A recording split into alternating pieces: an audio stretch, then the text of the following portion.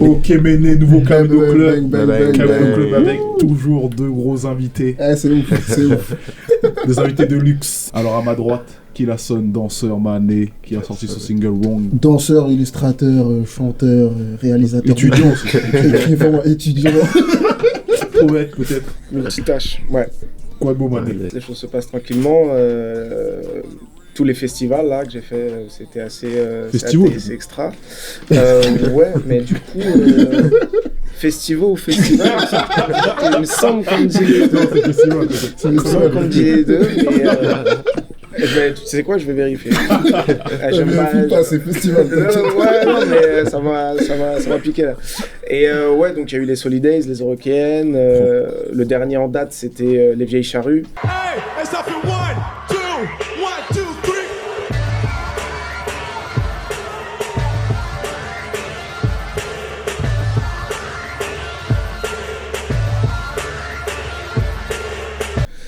C'était assez extra, énorme scène. En plus, on a fait un final exclusif avec des danseurs de la région.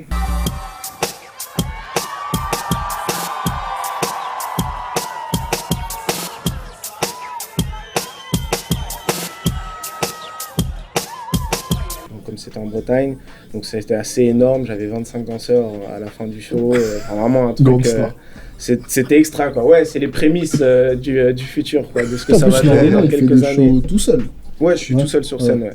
Je suis tout seul, j'ai ma machine, je balance les pistes séparées, j'interagis avec des effets, des delays, de la reverb, de la distorsion. Et en façade, il y a mon sound designer qui fait l'effet sur mes voix. Donc avoir un delay, une distorsion encore, des réverbérations. Et là, la prochaine, c'est en Suisse, Festival Paléo. Ok. Lourd de ouf. Ouais, les choses se passent. Et à l'autre gauche. En plus, ça veut dire que son premier interview, c'est chez nous. C'est un gars de chez nous, première interview chez nous. Malheureux, Mané, Francis. Tout ce que vous voulez. Ça fait plaisir qu'ils soient enfin autour de la table. Ça fait partie des mecs qu'on voit souvent derrière, qui font les retouches audio, qui font en sorte que les tournages se passent bien, tout ça. Et voilà. Et vous avez été nombreux à nous demander ses sons, à nous demander des infos sur lui. Du coup, il est assis autour de la table et il va pouvoir répondre à tout. Mané, merci pour l'invitation. On est là, Mané. T'es sérieux quand tu repartis? Ça fait plaisir. Je viens de terminer l'album à Grandeville là. Je suis pas au courant de. De ouf. C'est dur d'ailleurs de parler comme ça alors que vous savez à peu près ce qui se passe. Les gens ne savent pas, c'est pour ça. C'est ça, bang. Et ouais, donc l'album est fini. Grandeville, c'était lourd, l'équipe était lourde. Et franchement, super expérience. C'était d'ailleurs ma première expérience en studio. Et j'ai kiffé, gros. C'était un peu compliqué parce que par rapport aux horaires Camino, c'était chaud d'avoir l'équipe tout le temps au studio et ça me faisait un peu chier, tu vois. Mais expérience de ouf. Et juste avant ça, il y avait les remixes que j'ai mis sur Instagram, sur Facebook, enfin sur les réseaux, où je reprenais des sons d'Amza, de Joker, et j'essayais de me les réapproprier, tu vois. J'ai des surnoms pour toi, genre ma baby mama, plus personne de mon bras, comme t'es masse, je te regarde ma baby, et je consomme mon tabac, et en même temps j'imagine tes mains qui me... Et j'ai eu des bons retours, ça m'a fait grave plaisir. Et merci pour la force, Méné. Et j'ai balancé aussi quelques sons sur SoundCloud, voir quel retour je pouvais avoir avec mes propres sons, tu vois. Sache que pour moi je vis, et sache que pour moi je prie. Ma belle n'a pas de snap, Nike, c'est Fuji. Ma belle n'a pas de snap, Nike, c'est Fuji. Pas pour l'amitié entre ex, mais tu sais bien que c'est pas naturel. Et j'ai eu beaucoup de love, et voilà, ça me pousse à continuer, donc merci Méné. Aïe aïe. Les mecs, prochain sujet. On tombe de plus en plus sur des mecs qui font tout. Genre qui vont genre écrire leur clip, qui vont faire la musique, qui vont dessiner, qui vont danser, qui vont tout faire. Genre qui vont utiliser tous les canaux Hyper polyvalent. de création artistique. Parce qu'avant, il y avait des mecs qui faisaient des sons, genre... Ils faisaient des cartons de ouf, genre le son qu'on chantait au bureau hier, là, son pourra, là. Avec les deux là? Ouais, avec les deux, genre... Qui sont en tournée là. Tout le monde. C'est quoi? On en parlait hier là. C'est quoi le son là? Le mec et la meuf là. Besoin de rien, envie de toi. Ouais, voilà, tu vois, par exemple, besoin de rien, envie de toi. Tu vois? Besoin de rien, envie de toi. Comme jamais C'est à l'ancienne, ça, non? Ouais, sur l'ancienne de ouf. Mais en gros, ces mecs-là, ils écrivent pas les sons, ils font pas les chorés, ils faisaient pas les clips, tu vois. Et ça dérangeait personne, tu vois. Est-ce que genre c'est indispensable pour un artiste d'utiliser tous les canaux? Je pense que quand t'es un artiste et que tu commences à rapper ou que tu commences à chanter et que tu trouves pas forcément des prods qui te correspondent ou t'as envie de tout faire toi-même, tu vois. Faire ton clip, faire tes sons. Faut que ce soit toi, tu vois, dans les sons, dans ta musique tout simplement. Et quand t'as pas les moyens, tu te débrouilles, genre comme vous avec Camino, ou tu vois. Je pense que t'es obligé au bout d'un moment, tu vois. Quand on t'ouvre pas des portes, tu les crées toi-même et voilà, t'avances, tu vois. Ouais, je pense qu'il y a effectivement, pour rebondir là-dessus, je pense qu'il y a deux canaux possibles. Enfin, il n'y a même pas deux canaux possibles, il y a deux voies qui mènent à ce fait qu'on est dans une ultra polyvalence. C'est déjà de 1, ça devient de plus en plus complexe. Yes. Il y a de plus en plus d'artistes, donc tu peux pas attendre quelqu'un. C'est-à-dire si t'as un pote qui fait des instrus, toi t'es ultra déter, lui il est à mi-déter, tu peux pas l'attendre. Non mais c'est vrai. Donc déjà, si ton gars il est là, t'as un autre gars, ouais mais je suis sur autre chose, machin, tu perds du temps. Alors que tu t'assois, tu te dis bon, j'aurais pu le faire tout seul. Donc je le fais tout seul. Il y a des gens qui sont là-dedans, effectivement il y a une réalité aussi économique, c'est que tu peux pas nécessairement te payer un réal, payer un gros beatmaker, payer un sound designer, donc du coup tu vas mixer toi-même, masteriser toi-même, même si t'as pas les capacités. Parce que c'est un métier. T'apprends ça, c'est de la science, c'est pas un truc que t'apprends comme ça. Mais du coup tu peux apprendre sur le tas et ça prend le temps que ça doit prendre. L'autre point que je trouve important, c'est que moi personnellement, souvent on me dit ouais, il fait ci, il fait ça, il fait ça, il fait ça, il fait ça, il fait ça, il fait ça, il fait ça. Ouais, mais je fais pas ça tout seul. C'est ça qui est important de savoir, c'est que je suis très bien entouré et je pense que c'est ça le plus important. C'est certes de commencer solo, d'avoir le dernier mot, mais de passer à travers un prisme de personnes en qui tu as confiance et qui sont compétents. Et c'est là la chance que j'ai. Je commence à rencontrer des réalisateurs extraordinaires qui sont déterminés. J'ai un mec au sound qui est super. J'ai mon beau-père qui est mon directeur artistique, qui est mon mentor, qui m'apprend tout. Là, j'apprends la guitare. J'ai ma mère qui est ma coach, ma styliste. Et puis je peux vous en dire plein. J'ai mon partenaire qui est un distributeur, alors je pourrais peut-être prendre un truc, une petite plateforme, mais ouais bon bah vas-y, je vais mettre mes sons sur Spotify, Deezer et tout. Mais j'ai eu la chance de rencontrer une boîte par exemple qui s'appelle Idol, qui me permet de rencontrer des gens extra. Donc j'ai eu des plans avec Vevo alors que j'ai même pas de clip sur Vevo. Voilà, c'est que des trucs comme ça où je rencontre des gens qui sont dans des domaines qui n'ont rien à voir, des potes qui ont des marques, et du coup toutes les collaborations qui se créent font que le projet prend de l'ampleur, mais aussi prend en densité. Et donc du coup, ouais, concrètement, je fais tout seul. Au départ, je fais les prods tout seul, j'imagine les storyboards parfois, mais ensuite, ça passe dans les mains de quelqu'un d'autre. Et c'est là que ça devient plus fort. Bah ouais, je me retrouve dans le premier cas en fait, genre le cas où je dois tout faire tout seul parce que j'ai la chance de vous avoir autour de moi, tu vois. Donc maintenant, genre je peux avoir des avis, on peut avancer ensemble. Mais genre il y avait un moment quand j'ai commencé la musique, j'avais personne autour de moi et je devais tout faire, tu vois. Et aujourd'hui, ça me sert grave parce que je peux faire mes instrus, je peux écrire sur mes instrus et quand je fais mes instrus, genre je les fais d'une façon à ce que ça se tourne vers un sujet ou vers une ambiance. Et du coup, j'arrive plus facilement à écrire et enfin, mon processus est beaucoup plus fluide, tu vois. Et ouais, pour moi, je me considère comme un artiste polyvalent aujourd'hui. Là, dans les 2 semaines qui sont passées, il y a eu l'album de Khaled qui est sorti et l'album de Calvin Harris. Et genre, c'est tout l'opposé.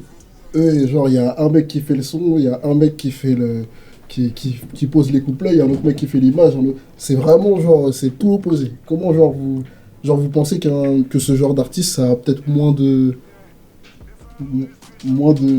mérite? De légitimité? Moi, je suis grand fan de DJ Khaled. Perso, je trouve ça extra. Okay. Pour moi, il a un talent fou. Et certaines personnes diront, ouais, non, il a rien, mais pour moi, il a un talent fou. Parce que ça, de pouvoir ramener les bonnes personnes au bon moment pour faire quelque chose d'énorme, il faut être un travailleur acharné et il faut avoir ce talent-là, il faut avoir ce bagou et la tchatch. Et pour moi, c'est là qu'on voit les vrais leaders et les vrais influenceurs. C'est les gens qui arrivent à ramener, à ameuter les bonnes personnes. Et pour moi, c'est ceux qui seront au top, quoi. C'est bête, je peux te donner l'exemple de Luffy dans One Piece. Bien sûr, c'est le plus fort. Non, pas les mangas. Mais bien sûr, c'est plus fort. Mais même s'il n'était sur Terre, en fait, si c'était un être humain lambda, sans pouvoir ou quoi, ou sa détermination et sa joie de vivre fait qu'il attire tout le monde et il attire les bonnes personnes. Et même avec ça, il deviendra le seigneur des pirates, même s'il n'avait pas sa force. Parce que ça, c'est le plus grand des talents, c'est la plus grande des forces. Et ça, on va faire une mini vidéo. Ça parle de manga et de musique. Ça va marcher, genre. Là, on parle de deux genres différents. Là, on parle d'un mec, Calvin Harris, qui... C'est aussi une machine à hit, mais... Genre, les sons de Khaled, ils vont pas passer autant que les sons de Calvin Harris. Tu vois. Même si les sons de Khaled, ils sont faits pour passer en soirée, genre, Calvin Harris... C'est le mec qui te fait des hits avec Rihanna, avec les gens du moment, tu vois. Alors que DJ Khaled, c'est un autre délire. Les deux, ils ont leur monde et ça va très très loin, donc c'est très très loin. Après, moi, je connais pas trop Calvin Harris, mais j'ai l'impression que Khaled, genre, il mettra plus la main à la pâte pour faire son projet que Calvin. Non. Genre, Calvin, j'ai l'impression qu'il peut ramener les gens qu'il veut. Enfin, hier, il m'a envoyé un feat. Il y avait Calvin, Party, Schoolboy et plein d'autres noms. Drame, pardon. Ouais. Et je me suis dit, comment. Enfin, moi, je le connais pas. Donc, comment ce mec fait pour ramener autant de gens, autant de personnes? Après, Calvin Harris, il fait des sons de ouf depuis longtemps. Peut-être aussi longtemps que Khaled, tu vois. Ouais. Mais pas dans la même sphère, tu vois. Okay. En gros, lui, il a toujours été proche du hip-hop, mais il fait quand même des sons pop de fou, tu vois, des sons sur lesquels, quand ça passe en soirée, t'as pas envie de danser. Okay. genre, il y en a à côté de toi qui sont comme ça, et toi, tu te dis, non, moi, je danse pas sur ça, c'est un son 100% commercial, tu vois. Okay. Et en gros, lui, c'est ce qu'il fait, tu vois. Après, moi, je préfère Khaled, parce que Khaled, c'est... On a grandi avec. On a grandi avec, et genre, c'est... En gros, il a appliqué ce principe-là au son de ouf. Ouais. Tu vois, il ramène des gens que tu vois pas ensemble, tu vois. C'est ça qui est stylé. Il a quand même ramené Rof dans un clip. Il a pas ramené Rof, c'est sûr. Rof est venu. Ouais, Rof est venu, mais c'est pas Khaled qui l'a ramené, c'est sûr. C'était quel clip? C'était Welcome to Tomorrow, je crois. C'est ça? Ouais.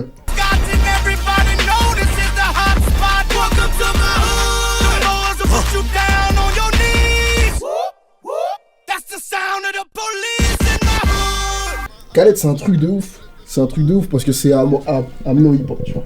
Maintenant, tout à l'heure, vous avez parlé d'un truc important et on vient de parler de Rof. Du coup, on va parler d'entourage. Est-ce que l'entourage, c'est très important, genre quand tu fais de la musique? De ouf. Genre, on te croit. Non, mais... genre, comme il disait tout à l'heure, genre, quand t'es tout seul, genre... t'as beau tout faire, tu sais pas si tu le fais bien, et t'as besoin d'avis, t'as besoin qu'on t'aiguille, tu vois. Et c'est là que l'entourage, ça fait la diff. Genre, tu peux avoir des avis, tu peux leur demander, genre leur faire écouter ta musique, leur montrer tel visuel, telle chose, tu vois. Et c'est comme ça que t'avances, tu vois. Moi, vous m'avez poussé sur Tuition, tu vois. Genre, s'il avait pas été là, j'aurais pas été en studio à Grandville, j'aurais pas fait ci, j'aurais pas fait ça, tu vois. Et l'entourage, ça fait la diff. J'échange beaucoup avec, bien sûr, mon beau-père qui est mon directeur artistique, mais aussi ma mère, parce que d'un côté, j'ai l'aspect technique du musicien, et qui fait ça depuis vraiment plus de 20 ans, quoi.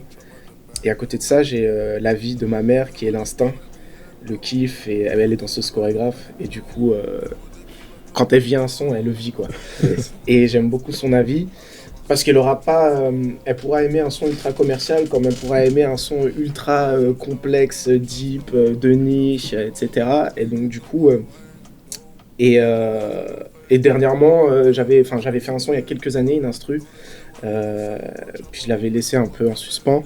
J'aime beaucoup faire ça, faites tout ça. Et je l'avais changé. Et au début, je l'ai mis dans la voiture au début. Et puis à un moment, elle reconnaît un riff de l'ancien son. Elle fait mais attends, mais c'était l'instru. Je fais ouais. Mais pourquoi t'as changé? Il faut que tu gardes ce truc-là, ce truc-là. Et moi, j'étais parti sur un autre délire, quoi. Et puis je suis rentré chez moi. J'ai allumé mon ordi, j'ai repris cette base-là. Et je suis reparti là-dessus, là où je l'avais laissé, quoi. Donc 2 ou 3 ans avant. Et clairement, heureusement qu'elle m'a dit ça, parce que la proposition du coup que j'ai créée à la suite est largement meilleure que la nouvelle version que j'avais fait écouter dans la voiture, quoi. Donc ça, c'est un petit exemple de ce que ça peut... de comment l'entourage peut être vraiment utile. Et je suis persuadé que ce son-là, quand il sortira, il aura vraiment un impact, quoi. Et puis ça m'a ouvert l'esprit dans le sens où j'ai trouvé une thématique sur le son directement et que je pense qu'il y a un truc vraiment intéressant derrière ce son-là. Mais sans ce petit rappel de ma mère derrière qui m'a dit ah, mais attends, mais c'est ce son-là, mais je l'ai reconnu. Mais attends, non, mais celui-là, ce sera un hit. Ce sera un hit. Elle m'a dit comme ça. Elle m'a dit que ça sera un hit. Ouais, ce sera un hit. Tu sortes. Elle est à donf. Elle est à donf. Et bah ouais, je la remercie. Et quand on fera des millions, ce son-là, je pourrais sortir l'anecdote. Non, de fou. Il y a des artistes qui ont du talent de ouf et on a l'impression qu'ils ont pas qu'ils ont pas le bon entourage, mais on a l'impression que leur entourage soit ne leur dit pas à quel point ils sont bons, soit ne leur dit pas ouais ça va pas, genre taf comme ça ira mieux, tu vois. Ouais. Tu penses à Hamza? Maman vient me voir sur Babok City. De bébé en Gucci ou bien Machino. Je juste prendre cette monnaie jusqu'à l'infini. Mate ma pull-up comme si j'étais Godzilla. Bah Hamza en gros je kiffe de ouf. Pour moi Hamza c'est un des je sais pas ce que vous écoutez, on va voir après ce que vous écoutez. Pour moi Hamza, on aurait dû avoir un été où Hamza aurait fait comme Future ou aurait fait comme T-Pain. Où genre tous les feats français auraient dû avoir un refrain d'Hamza, tu vois. Et ça aurait été un été de ouf. Ça aurait été un été de ouf et j'espère que cet été arrive. J'espère, je prie pour que ce soit l'été prochain, tu vois. Et j'ai l'impression que, je sais pas si c'est son entourage, tu vois. Si on parle d'entourage, je parlerais plus des fois de Rof qui se ficha sur les réseaux et t'as l'impression que ses potes ils lui disent pas hey, gros arrête ou 3010 tu vois, de ce genre de truc. Mais Hamza pour moi c'est pas le même problème. Mais est-ce que vous voyez ça dans d'autres artistes? Franchement à part Hamza récemment mais Hamza je pense pas que ce soit un problème. Enfin c'est pas le même problème, genre c'est pas son entourage qui... parce que c'est les choix musicaux ils sont stylés, y a pas de problème. Je pense que c'est sa mise en avant qui pêche. Donc est-ce que c'est à cause de son entourage, je sais pas. Non, je pense pas. Qu'est-ce qui s'est passé en fait En gros, vous écoutez quoi en français, en rap français? C'est surtout mes potes qui écoutent et donc du coup, qu'est-ce que j'ai... j'écoute Damso en ce moment. Plus ça. Le monde est à nous, le monde est à toi et moi. Mais peut-être que sans moi, le monde sera à toi. Et peut-être qu'avec lui, le monde sera à vous. Et c'est peut-être mieux ainsi. Mes sentiments dansent la Macarena.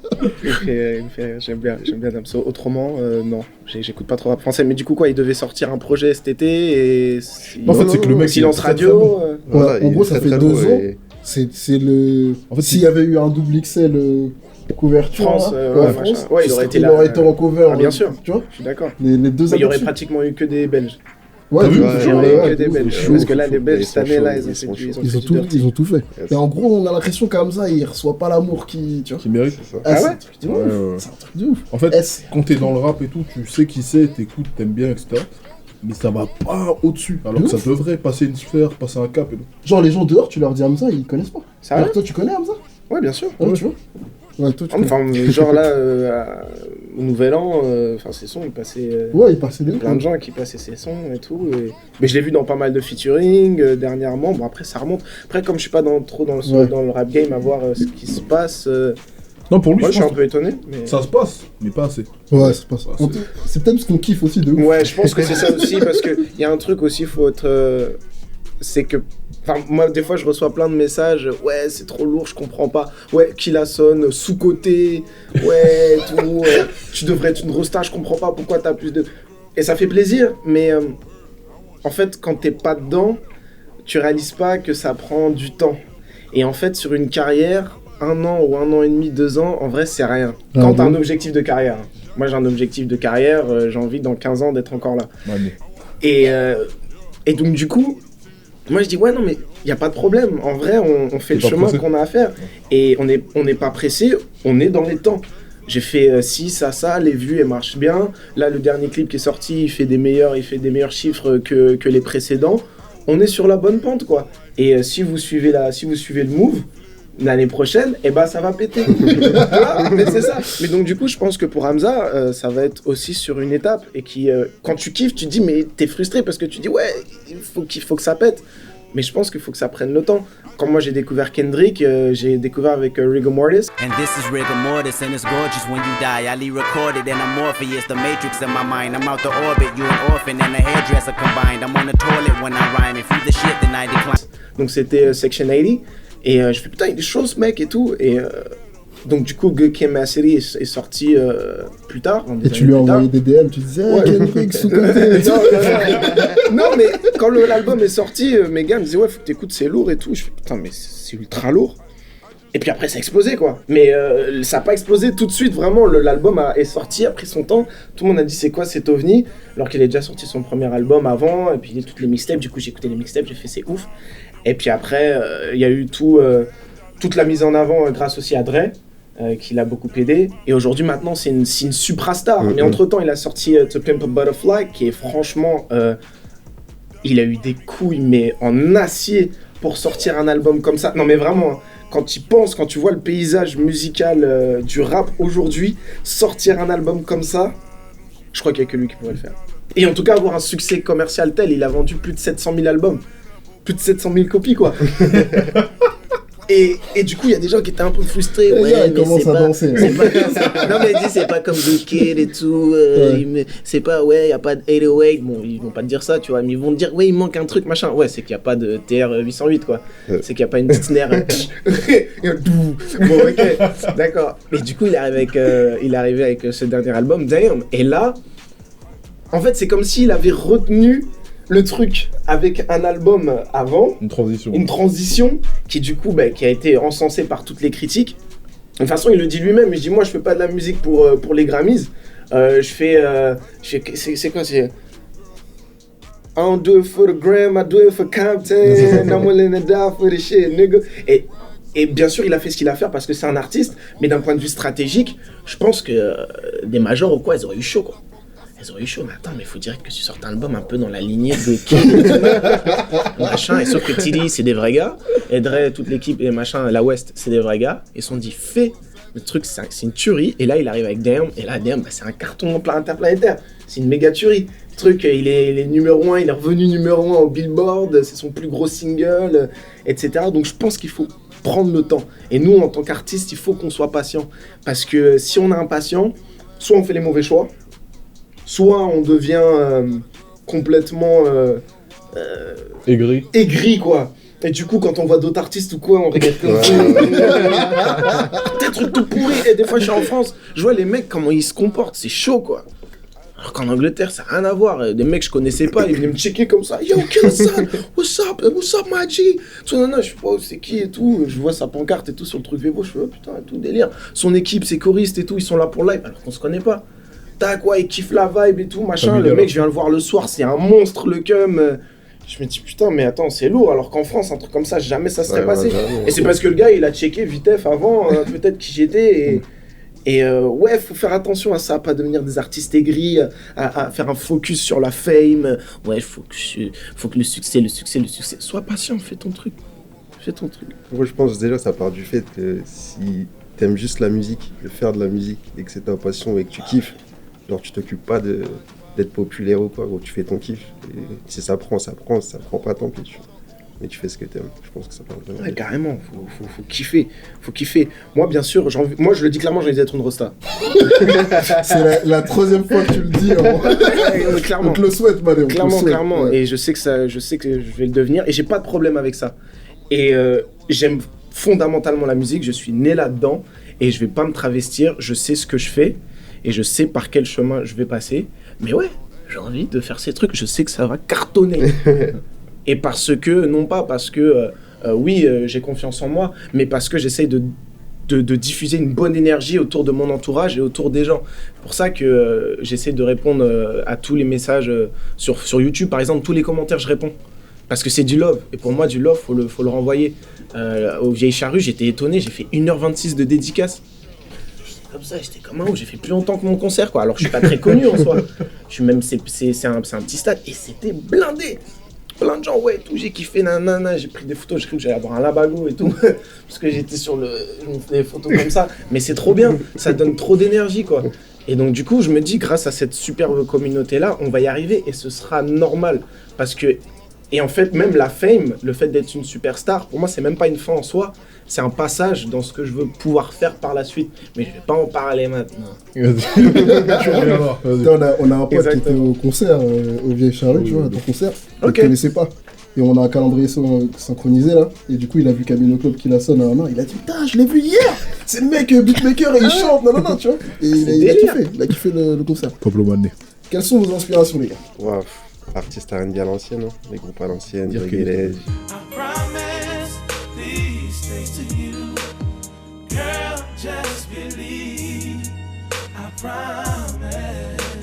Les duos. Look at what we got right here. Such a work of art. Someone I'll give my heart to. Anything is what I'll do. Just so that she would be mine. R. Kelly, voilà, je sais pas si je peux le dire. T'inquiète, R. Kelly, t'as dit. C'est compliqué. Tu penses que tu peux pas le dire? Si. Tu veux le dire? Vas-y. Bah, moi j'ai une grosse anecdote avec R. Kelly, c'est que je regardais Space Jam quand j'étais petit, le film avec Michael Jordan et les Looney Tunes, et l'intro c'est I Believe I Can Fly avec Jordan qui fait les 3 points. I believe I can fly. I believe I can touch the sky. I think about it every night and day. Spread my wings and fly away. Et je crois que c'est concrètement le moment où je me suis dit, je vais être sur les gros podiums. Et I Believe I Can Fly, et j'étais comme ça devant le film. Et en fait, du coup, j'organisais des concerts je me mettais sur mon lit, j'avais 4-5 ans, et je faisais le yaourt I Believe I Can Fly à mes parents, et je finissais toujours en pleurant. Je faisais mes premiers concerts comme ça, et je pleurais tellement, je sentais la vibe, quoi. Et je crois que, à ce moment-là, et je l'ai vu mais 15 fois le film, et je me suis dit, moi, je vais devenir superstar. De la balle. Donc R. Kelly, ce son-là, j'écoute pas trop d'R. Kelly, mais I Believe I Can Fly, pour moi, c'est un monument, dans mon cœur, quoi. Ce son-là. Donc R. Kelly à fond. tu veux briser leur rêve sur R. Kelly? Non. Après, plus récemment, il y a Ty Dolla, The Dream, ces mecs-là, ils me font kiffer. Dollar bought a brand new Porsche. Dollar bought a brand new Porsche. With no aspirations, your love I can't afford. Oh, babe. Ooh, baby. Ils me font kiffer de ouf. Ils amènent des vibes de ouf. The Dream, c'est plus à l'ancienne, mais... D'ailleurs, il attend son 8e enfant. Pardon? Il a il y a un problème. Par contre, il y a un délire. Et après, je vous le souhaite pas, les gars. Mais genre, les meilleurs artistes, ils ont toujours des tares bizarres. Ils ont toujours des espèces de péchés bizarres. Gros, arrête, les vrais artistes. Regarde R. Kelly. R. Kelly, c'est artiste incroyable. Parce que là, on apprend, il a créé sa propre secte, mon frère. Il a des gens enfermés chez lui et tout. Comme des gens enfermés chez lui. Et nous, on est là. Tu vois, toi, t'étais là sur ton lit, tu disais, ouais, Believe I Can Fly. Et regarde ce qu'il fait, mon frère. La meilleure anecdote, c'est le son là quand j'entends au bureau, on casse des Oh là. Tu vois, le son. I don't see nothing wrong. Tu vois. Maintenant que tu connais son passé. Maintenant que tu connais son passé. Et tu dis, ouais, je vois rien de mal. Tu vois. Et tu regardes le clip. Et tu vois, dans la fosse, il y a que des enfants. Il y a des gamines qui chantent et tout. Et il est là en des gros passes. Il s'en bat les couilles. Qu'est-ce que tu fais? Qu'est-ce que tu fais?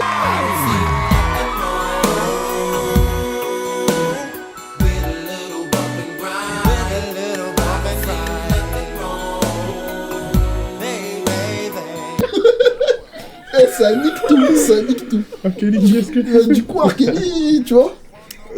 C'est compliqué, gros. Et franchement, j'ai l'impression que tous les gros artistes, wesh, Kanye West, c'est un artiste de ouf. Gros, plus il est bon, plus il fait des conneries de fou, frère. Et on a l'impression que, genre, pour être un artiste, c'est peut-être une des recettes, tu vois. Peut-être. C'est pas une recette, non. Je pense que. Avec qui on a parlé de ça? En gros, quand t'as atteint un certain niveau de vie, t'as accès à des nouveaux trucs, et ces nouveaux trucs, il y en a qui veulent les tester, et c'est des trucs mauvais, tu vois. Du coup, ils rentrent dans ça, et... Enfin, ça trouve, c'est faux, je sais, c'est faux. Ouais, mais c'est fort possible. Ouais, mais c'est fort possible, malheureusement. C'est ça le problème. Moi, je pense que les mecs qui sont... un mec comme Kanye West, il est coincé, en fait, dans un cocon bizarre. Un cocon en or, en acier, en diamant. Et je pense que c'est un mec qui a vécu tellement de merde. Chicago, c'est une ville complexe. Accident quand t'es jeune. Du coup, gros focus sur la religion. Qui ensuite s'est barré dans un délire un peu chelou, mais je pense que c'est foncièrement un homme de religion. Sa maman qui meurt dans des conditions toutes nazes. Je pense qu'à partir de là, il s'est un peu barré en live, et puis ensuite ça fait les Amber Rose, les Kardashian et tout. À partir de ce moment-là, j'ai plus trop capté le personnage, et c'est là qu'il commençait un peu moins à faire ses prods. Et puis il a fait il a un partenaire de fou, Mike Dean, il est extra, il a une superbe équipe.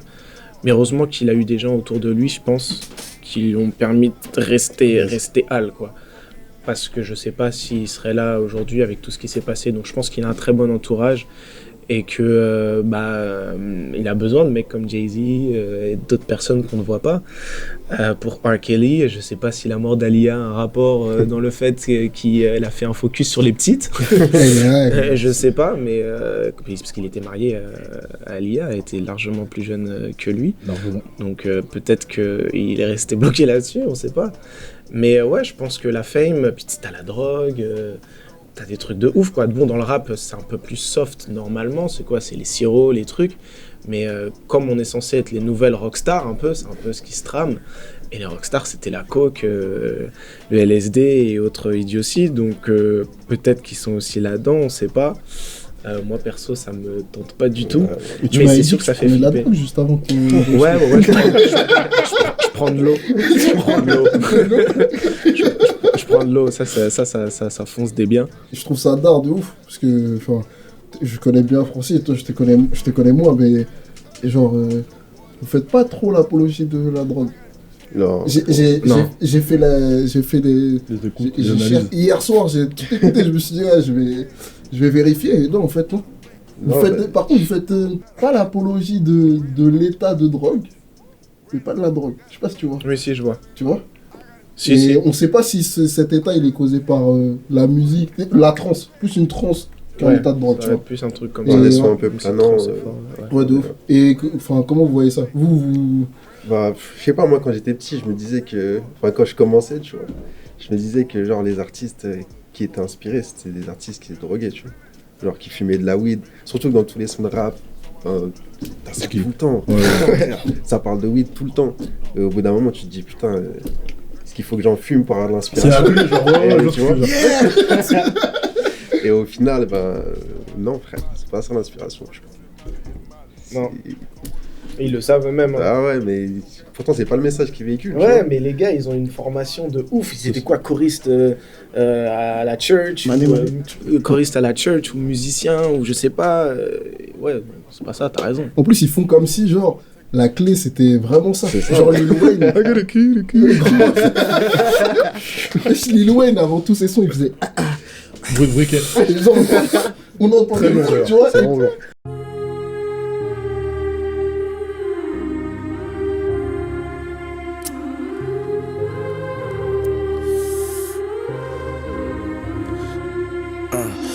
Même moi, il y a une petite période, je me suis dit, peut-être que. Je connais que ce mot en plus, je pensais que. Là, je me suis dit, gros, et en fait, quand tu creuses, t'as raison. Genre, Ty Dolla $ign, mon gars, ses parents, ils sont musiciens, tu vois. Ils ont des vraies formations, mais ils te font croire que. Mais ouais, bon, l'inspiration, elle vient en buvant de la ligne, elle vient en truc. C'est effet de mode, c'est genre pour acheter de la crédibilité pour la rue, parce que quand tu fais du rap et du hip-hop, faut parler à la rue en premier. Donc c'est quoi les codes de la rue? C'est la drogue, les femmes, l'alcool, les voitures, les armes, etc. Donc tu parles de tout ça, même si tu côtoies pas le milieu, tu vois. C'est stupide, mais ça fonctionne. Faut faire gaffe à pas rentrer bêtement là-dedans, quoi. Si c'est pas ta life, ça sert à rien de... Et même si ça peut être ta life... souvent t'as des rappeurs qui parlent de ça et qui sont ultra cool, quoi, et qui sont même pas dans ces délires là. Ils font un peu, mais ils sont ultra cool, et puis ça se donne cette image là. Moi personnellement, j'ai pas de problème avec ça, j'espère que eux se sentent bien dans leur corps, quoi, c'est tout. Après attention, quand on a des potes qui fument, tout ça, c'est pas dérangeant, tu vois. Ah ouais, non, carrément. Niveau musique, je pense pas que ce soit nécessaire. Genre Future, le Sprite, ça l'a aidé. Ouais, je suis d'accord. Ils Il sont a bien fait des servis, thèmes tu qui vois. s'appelaient Dirty Sprite 1, 2, tout ça. Mais Je suis d'accord. Mais je pense que ça peut les aider à trouver des délires. Par exemple, il y en a qui enregistrent en étant complètement allongés. Ouais. Vraiment, ils enregistrent parce que ça leur fait une voix qui a un certain coffre, etc. Et donc oui, certains... par exemple, un mec comme Rick Ross, je pense que s'il ne fumait pas autant, il n'aurait pas ce timbre de voix. Yes. Je trouve qu'en niveau de voix et en articulation, c'est un génie. Ouais, non mais clairement. Le S, mon gars, quand il prononce les S, c'est incroyable. I eat pears now and shit like that. Shout out to all the pear. Quand il dit ouais, I'm a boss. Non, c'est vrai. Le S, il fait 1 minute après le. Et après, il se lèche les lèvres, ce bâtard. Pourquoi les caries se lèchent les lèvres? Il parle, ils font ouais, ça va les mecs. Ouais, du coup, moi j'ai fait ça. Et tu vois, j'ai essayé de. C'est assez drôle, ouais. Tout ça, ça va. Tout son interview. Dégueulasse, putain, fais chier. Vous faites ça? Faire ça une journée, on a jamais réussi. Pour délirer, ouais. Pour rigoler. Pour rigoler. Non, je trouve ça marrant, ça fait rire. J'aime bien reprendre les codes des fois et me marier avec, je trouve ça cool. Et des fois, certaines personnes ou certains médias captent pas le délire. Ouais. Et ils disent, ouais, c'est du gangsta rap, c'est premier degré, machin. Je dis, mais non, mais c'est de la dérision as fuck. Moi, j'aime trop délirer dans ma life et donc, du coup, je délire dans ma zik, quoi. Mais bon. Tout simplement. Ouais, on l'en veut pas. D'ailleurs, on a vu plein d'interviews de toi. Et très souvent, il disait ouais que c'était mentionné que tu étais un rappeur. Moi, je suis plus réservé là-dessus. Tu vois. Je sais pas si c'est vraiment du rap, si c'est, tu vois. Genre, ouais, clairement. Il y a des artistes que j'arrive pas à classer dans le rap, genre Kid Cudi, j'arrive pas à le classer dans le rap, tu vois. Genre André 3K, j'arrive pas à le classer dans le rap non plus, tu vois. Mais on a l'impression que genre il y a des espèces de catégories, genre si t'es un peu urbain, un peu truc, ce que tu fais pas, on dirait que c'est du rap. Ouais, genre, je suis d'accord avec toi. Genre Fetty Wap, tu vois. Genre Fetty Wap, pour moi, il a pas fait un son de rap, pas un son de rap, genre pas un seul. Il en a, mais en fait, je pense que quand t'es dans la catégorie rappeur, c'est que t'as commencé par la rue, par toucher le public de la rue, du coup t'es un rappeur. Tu vois ce que je veux dire? Je pense que c'est par rapport à ça. Et que, vas-y, Cudi, surtout André 3000, dans votre cas, c'est un rappeur quand même. Ah putain, il se pose un. Ouais, de fou. Oh là là là là là là là. Je déteste cette expression. Kick sale. Et Cudi aussi, tu vois, il a fait de très bons couplets de rap. Mais quand tu passes par la rue, ouais, t'es en premier rappeur. Je sais pas ce que vous en pensez, vous. Moi, je pense que ce soit pas péjoratif. Genre qu'on te dit que t'es un rappeur, tu le prends mal du coup? Non, pas du tout. Après, moi je viens pas de la rue et je me considère aussi très bien comme rappeur, mais aussi comme chanteur. Okay. J'ai pas de problème avec ça. J'avais un problème un peu avant parce que clairement j'estimais que j'avais pas assez de technique, donc j'aimais pas trop quand on disait que j'étais chanteur. Mais pour moi, dans l'aspect chanteur, t'as le rappeur dedans. Voilà, c'est ok, bien sûr, c'est peut-être pas aussi mélodique que de la chanson classique, mais aujourd'hui t'as quand même des rappeurs qui spit, vraiment ça crache, et t'as quand même un jeu avec des notes, quoi, tout simplement. Et donc que ce soit monotone, mais ensuite moi par exemple j'aime beaucoup changer de timbre de voix. Et pour moi on a affaire à du chant, quoi. Il y a une technique derrière ça que je vais par ailleurs maîtriser, et bien sûr il y a des morceaux qui sont plus chantés que d'autres, donc moi, dans mon objectif à être un peu plus large que l'urbain, parce qu'on dit urbain, ouais, j'aime davantage à ce qu'on dise chanteur, mais ouais, je me considère rappeur, il n'y a pas de problème, rappeur, beatmaker, compositeur, producteur. Pour moi, bon, ce qui importe, c'est le delivery, quoi, c'est ce que tu lâches au final. Après, c'est sûr que pour tout ce qui est médias, influenceurs, etc., ils aiment bien quand c'est un peu quadrillé, dès que c'est un peu... Trop vague, trop vaste. Ouais, ils ont du mal, donc je sais que des fois, certains disent, ouais, Killason, c'est cool, mais... c'est pas trop où le mettre, quoi. Donc du coup l'objectif ce serait d'arriver à avoir une signature qui fait que même si c'est un son reggae, un son pop, un son rock, un son metal, un son trance, un son hip-hop, un son rap, un son boom bap, un son trap, un jour, pour rajouter le ouais non mais parce qu'aujourd'hui les mecs ils sortent tout, quoi. Dans le rap t'as plein de sous-rap, ok, mais t'arrives à se dire ouais non là c'est Killason, là c'est son délire, là c'est sa voix, là c'est son machin, là c'est son truc, et là pour moi j'arriverai à fermer les bouches à ces gens-là qui disent ouais mais Killason c'est inclassable. Bon bah du coup peut-être que ça entrera dans le dossier pop, parce que le dossier pop c'est un peu le grand fantôme. Allez, dire Bon, allez, on met pop, on va pop, allez.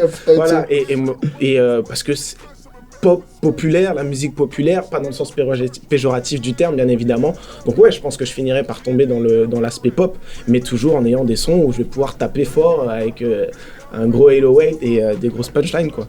Je pense qu'il n'y aura pas de problème. Comment... Vas-y. J'ai déjà même Francis, tu rappes, gros. Ouais, mais je sais pas si vous êtes d'accord avec moi, mais je pense que même s'il y avait des artistes avant qui le faisaient, qui chantaient, qui rappaient, depuis que Drake il est arrivé et que ça va te faire plaisir, toi. Et j'ai l'impression. Oh là, attention. Il y a des conflits en interne. Allons-y. J'ai l'impression que les artistes, genre les rappeurs, ils sont plus aptes à chanter, gros. Ils se laissent chanter, tu vois ce que je veux dire. Je suis d'accord. Ils se dévergondent.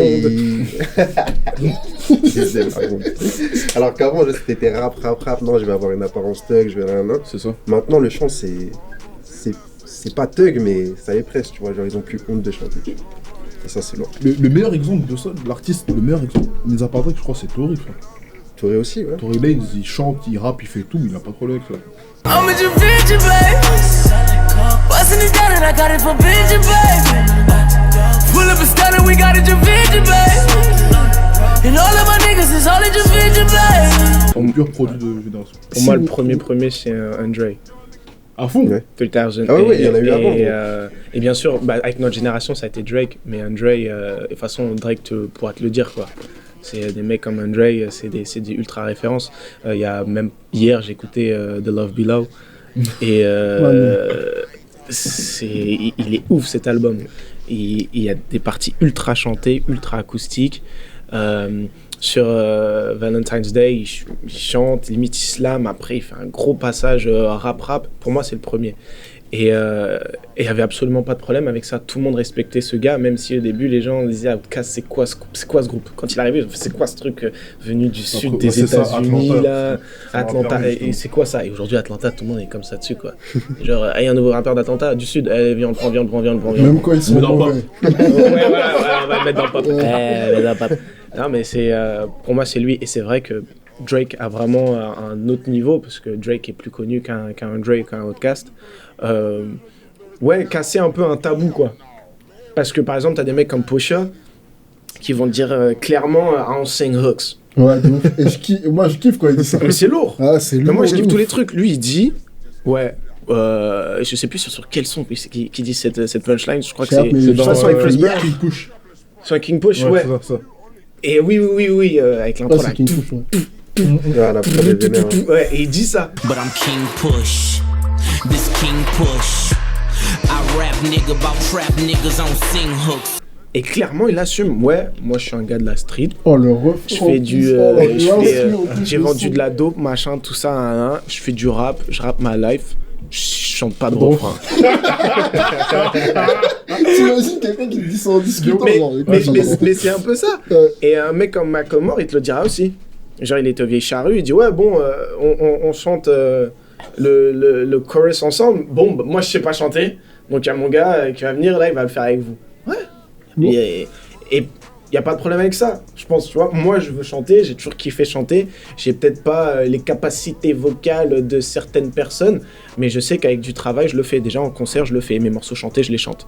Je fais pas de playback et juste faire un petit... Je le fais. Et ouais, je prends des risques. Parce que j'ai vraiment envie, clairement, d'être aussi bien chanteur que rappeur. Mais pour moi, rappeur, c'est dans chanteur aussi. Là, vous êtes... Il y a déjà, en assumé qui rappe hardcore, enfin qui rappe gangsta et qui chante, il y a 50 qui fait ça trop bien, frère.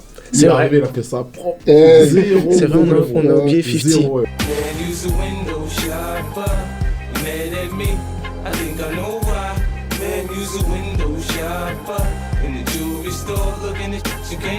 Et vous avez oublié Nutty, les gars, vous êtes sérieux, vous? Nutty, c'est un des premiers mecs qui a fait des autofeats. Genre un feat où il a une voix chelou et après il revient, il chante. Genre trop peu de temps, là. Tu vois? Et après il revient et voilà. Le temps s'est arrêté ici depuis que tu n'es plus là. Elle te rend ding ding ding quand elle a son poum poum shot. Et ton problème c'est simplement qu'elle s'en moque. Mais ouais, mais du coup, c'est un courant musical différent. C'est la C'était raga. pas- Raga c'est- tout- et Là, vous revenez les mecs avec des étiquettes. Là, on remet les sons. Oui, mais enfin, je veux dire, par rapport à avant, Ouais. aujourd'hui, par exemple, sur mon dernier EP, il y a un son qui est un peu jamaïcanisé, il s'appelle Illumina. Ouais, il y a un son qui est un peu jamaïcanisé, un autre qui est bien hip-hop, un autre qui est plus pop, etc. Mais bon, à l'époque, c'est sûr, c'était un peu plus quadrillé et on se disait, ouais, là, je veux un refrain avec un ragaman. Ça, c'est Tu vois. c'est Et mon son donc, préféré de la tape. il lâchait. Tu l'as écrit? Ouais. Yes. Et ABTM. Et BTM, Du coup, ouais. on comprend. Mec, moi, je comprends pas ce que ça veut dire. Genre ABTM. All about the money. Ok. All Ah putain, about mais je suis the con en money. plus, c'est ce que tu dis en plus. Non, mais t'inquiète, c'est pas grave. On parlait de quoi? On parlait, ouais, qu'avant, il y avait l'étiquette qui... Ah ouais, oui, je viens oui, de- il y avait Ouais, Motti, bon, tout ouais, ça. le truc, Encore une sombre fleur, dans un dernier soupir, un cri discret dans une ruelle, du coup, personne n'entend l'appel. Et pour vous, ça, pour moi, c'est les. En gros, ce genre musical là, ouais, je viens, je fais le refrain, et quand je suis dans le refrain, c'est pas une autre personne, mais c'est une autre facette que je peux montrer. C'est des auto-featuring. C'est genre, ouais, vas-y, ça fait partie des trucs dont tu parlais au début, tu sais. Ouais, même toi aussi. Genre, ouais, je peux pas attendre quelqu'un pour le refrain, je peux pas attendre quelqu'un pour faire un truc. Vas-y, fuck. Je fais le refrain, je fais le truc, et je le fais bien. Je pense que c'est comme ça que ça a un bon commencé. délire. Ouais. Est-ce qu'il y a une signature dans un label, c'est important, les gars? Bah aujourd'hui, je sais pas. Aujourd'hui, je sais pas. Parce que le label, c'est des contraintes. Le label, c'est. D'un côté, ils peuvent t'ouvrir énormément De portes. Ouais, voilà. Tu peux avoir énormément d'opportunités parce qu'ils ont tout ce qu'il faut. Ils ont la communication, ils ont des grosses équipes derrière, tu vois. Mais d'un côté, aujourd'hui, je me demande si Internet, c'est pas le déclic qu'il faut pour avancer, tu vois. Aujourd'hui, si t'as des milliers de vues sur YouTube, si t'as des milliers de followers sur Insta, sur les réseaux, genre, quand on en parlait, tu vois, un label, il va faire quoi, tu vois. C'est à ces moments-là qu'il arrive pour te signer, pour te proposer un contrat, mais c'est un moment où t'es déjà pas au top, mais t'es déjà loin, tu vois. Et aujourd'hui, un label, je sais pas si c'est nécessaire, tu vois, pour réussir. Quand tu dis label, tu parles de Major? Ouais. Moi, je pense que... moi, personnellement, j'ai créé mon label. Donc, je vais pas cracher dessus. Bien évidemment que j'ai besoin de mon label parce que ça officialise des liens que j'entretiens avec des personnes depuis très longtemps. Et une équipe, du coup, autour de ça, comme j'expliquais en début d'interview, que c'est important pour moi d'être bien entouré parce que je peux pas tout faire. Je peux avoir un œil sur tout, j'ai un œil sur tout à l'origine. Ouais, bon, on part là-dessus, ouais, ok. Mais des fois, on a des tonnes de mails. On reçoit des tonnes de mails. Heureusement que j'ai ma manageuse, heureusement que j'ai ma label manageuse, heureusement que j'ai mon distributeur, qui fait pas partie du label techniquement. Tu vois, c'est pas comme si tu étais dans une major et que tu avais le pôle distribution, pôle marketing, pôle synchro, etc. Mais par contre, major, en Angleterre ou aux States, moi je fais un contrat de licence avec une grosse boîte, il n'y a pas de problème. Il n'y a pas de problème avec ça parce que oui, effectivement, tu peux devenir gros. Du coup avec rien, toi-même quoi, même si tu montes ton propre label ou pas, mais je pense que si tu arrives avec la bonne équipe, ne serait-ce qu'un bon distributeur quoi, ça veut dire, je sais pas moi, par exemple Kendrick, c'est distribué par Interscope, donc c'est Interscope, c'est en lien avec, je sais plus si c'est Universal ou quoi, et ce qui permet d'être distribué dans le monde entier. Mais tout ça, c'est de la logistique, de la stratégie que toi, en tant que Kendrick, tu peux pas faire. C'est une échelle énorme, donc tu es obligé d'avoir quelqu'un pour t'occuper de ça. Donc, et ça, c'est des majors en soi. Et pour les mecs les plus indépendants, si tu veux vraiment être partout, et puis avoir une stratégie qui est mise en place, un peu de promo, donc il faut un budget. Budget France, on met combien? Est-ce qu'on fait des encarts 3x4? Est-ce qu'on fait une com digitale? Par exemple, quand l'album de Drake est sorti, les mecs ils se sont dit, bon bah, le mec est tellement gros, on n'a même pas besoin de faire 3x4.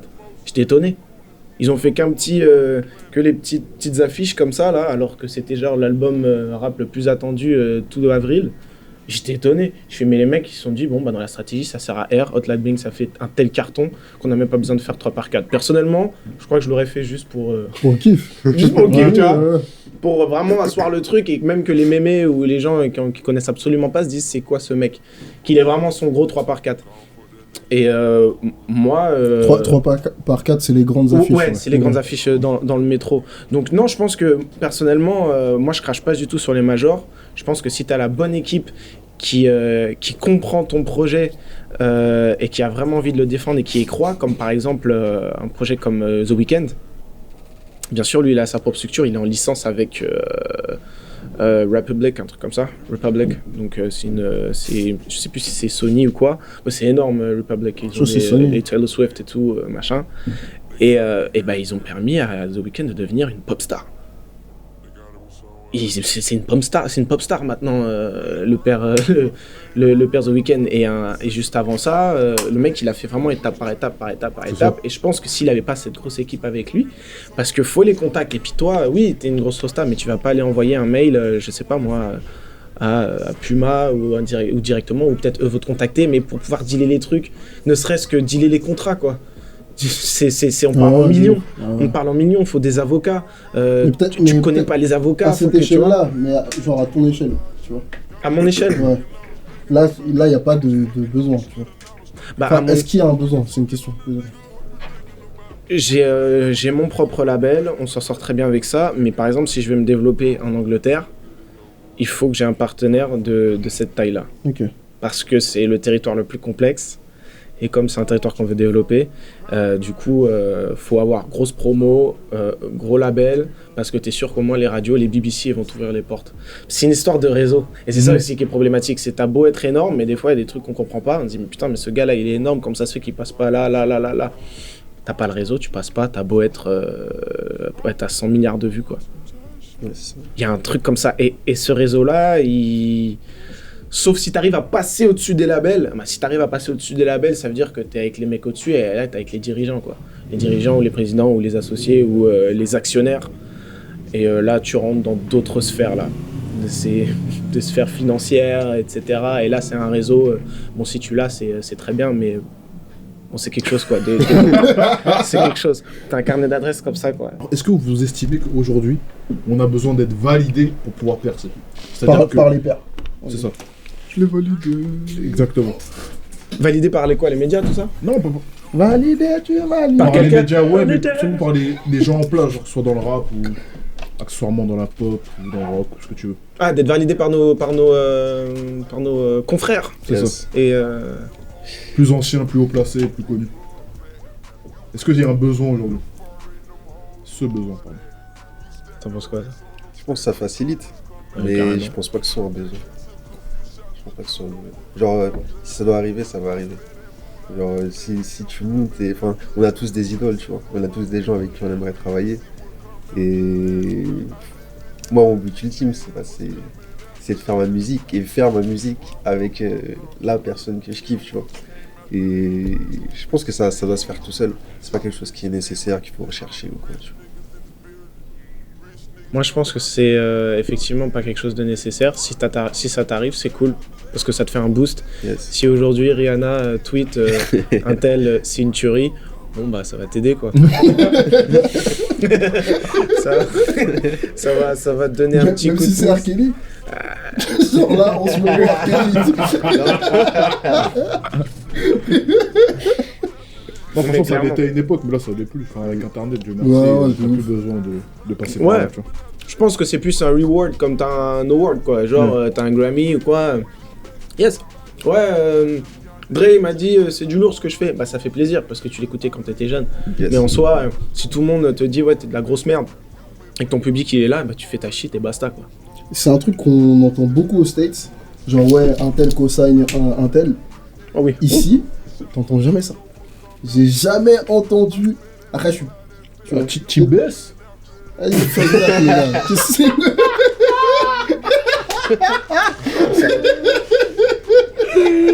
Oh putain, excusez-moi. Là, j'entends pas souvent, ouais, un artiste dire, ouais, putain, j'ai entendu ça en ce moment, c'est lourd, tu vois. Alors qu'ils ont tous entendu Hamza, ça merde. Tu vois, ils auraient tous pu dire, ouais, j'ai écouté Hamza, c'est d'art, ou tu vois. Je sais pas. Franchement, je sais même pas quoi dire. Je pense qu'on n'a pas les mêmes conceptions de la zik, en fait, et même du business. Déjà aux States, chez les anglo-saxons, t'as pas de problème à parler de thunes. Donc par exemple, moi je kiffe ton son, et puis il n'y a pas de problème à dire ouais, je kiffe ce que tu fais, viens on taffe ensemble. Ouais, c'est comment? Bah ouais, moi je veux ça, tu prends combien? Ouais, bah vas-y on fait ça, je te consigne. Je prends tant, ça te va? Ouais, je te booste là, machin et tout. Ouais, ok. En France, non. Dès que ça parle de thunes, c'est un peu tabou, et je pense que le territoire aussi est beaucoup plus petit. Les States ou l'Angleterre, maintenant States, Angleterre, on va dire le monde anglo-saxon, c'est énorme. T'as des territoires abusés à développer, et je pense que t'as besoin de fonds, mais t'as besoin de pépettes, quoi. T'as besoin de thunes, parce que si tu dois faire un tour, je sais pas, ça marche qu'avec des promoteurs là-bas. C'est-à-dire que si tu fais pas assez de billets, on te rappelle pas. Si tu dis ouais, moi je veux refaire une soirée, bah non, gros, t'as vendu même pas la moitié de tes billets, sors. C'est la jungle un peu. En France, il y a une différence, c'est qu'il y a cette particularité qui fait que dans toute la France, tu as des salles qui sont subventionnées par l'État, et donc du coup, il n'y a pas cet aspect billetterie. Ça va être à Paris et dans d'autres salles où tu prends tes billets. Donc, c'est pas le même business, et par conséquent, je pense que les délires de cosign, ça va moins se faire, ça va être moins monnaie courante parce que le business est moins courant. Je pense. C'est pas... Ouais. Je pense qu'il y a vraiment une notion différente du business qui fait que ce genre de pratique est moins présente en France. Donc toi, tu penses que c'est lié à l'argent? Ouais, à la conception de l'argent, et même du coup, en fait, étant donné que il n'y a pas de tabou là-dessus, on va pas avoir de problème à parler artistique et à dire on va travailler ensemble. Je pense que c'est intimement lié. Parce que tu vas pas faire de featuring sans prendre de thunes, sauf si c'est vraiment ton pote ou quoi. Ouais, mais tu sais, c'est un artiste que tu kiffes, tu vois. Genre, un petit qui monte, tu kiffes ce qu'il fait. Moi, je trouve ça dommage de pas soit partager ce qu'il fait, ou soit le signer, ou le faire monter, ou rien que faire un feat, tu vois. Tu veux dire en France ou là-bas? En France. En France? Ouais. Ah, mais genre, grave, mais je pense qu'en fait, en France, après partout, mais... je sais pas, peut-être les mecs ont peur. Ça se trouve, les cums, ils ont peur, quoi. Le territoire, ils se disent, il est trop petit. Déjà, je fais à peine 1 million de vues. Je me dis, si lui, je le booste, il a la flavor. Il va me manger. Peut-être qu'ils se disent ça, tu vois.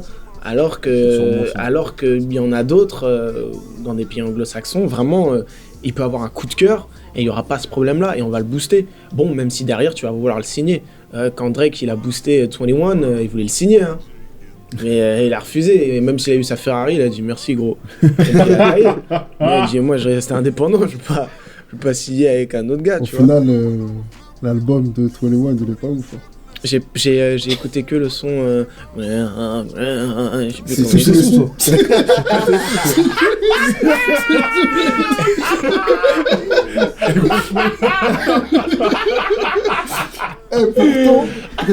Pourtant, on kiffe. Moi, en tout cas, j'ai kiffé la première tape. Mais là, franchement, Issa, j'ai écouté. En plus, j'ai fait 3 écoutes. J'ai fait une première écoute, j'ai pas trouvé de son. Deuxième écoute, j'ai toujours pas trouvé de son. Troisième écoute, j'ai lâché l'affaire. Ouais, c'est pas ouf. Moi, je déteste. Y'a rien en fait.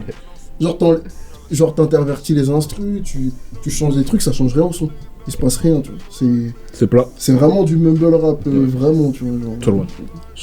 Mais par contre, son back 21, il est. Qui a été repris par Jay-Z, donc je pense qu'il honore. Ah ouais, il le reprend un moment. Ouais, c'est le son avec sur l'album à Khaled. Ok. Shining, c'est ça? Ouais. Shining. À partir de questions, de quel moment tu t'es dit que rapper en anglais ce serait mieux? Enfin, de chanter en anglais ce serait mieux par rapport au français?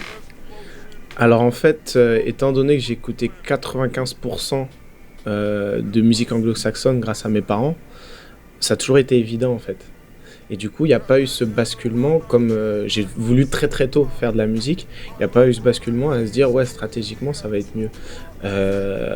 Pour l'anecdote, je pensais qu'Eminem rappait en français.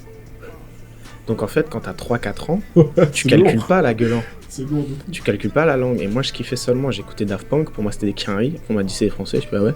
Eminem, je disais à mon frère ouais, c'est un français lui. Non, c'est un américain. Ah ouais, ok. Et le seul groupe français que vraiment je surkiffais. Bon, il y avait La Peur du métissage avec Assassin parce que ma mère faisait un solo dessus quand j'étais dans le bide. Et mais aussi IAM avec l'école du micro d'argent. Mais l'école du micro d'argent est bourrée de samples du Wu-Tang. Il y a que des samples quinries. Que des samples carrés. I am dangerous, dangereux, je suis dangereux. Le hook, c'est en anglais. I am dangerous, dangerous, dangerous, dangerous. I am dangerous, dangerous, dangerous, dangerous. Tu vois, et la plupart de ces gros sons là, bon, et en plus il y a les sons avec les Wu-Tang et tout, etc. Donc non, il n'y a pas eu vraiment ce passage là. Ça a toujours été évident en moi. Après, là où ça a été plus technique, c'est de pas être touché et être influencé par ce que les haters vont pouvoir dire. Parce qu'en fait, il y a un mec sur les réseaux qui fait de la musique, un mec qui fait de la musique en France qui s'appelle Riles.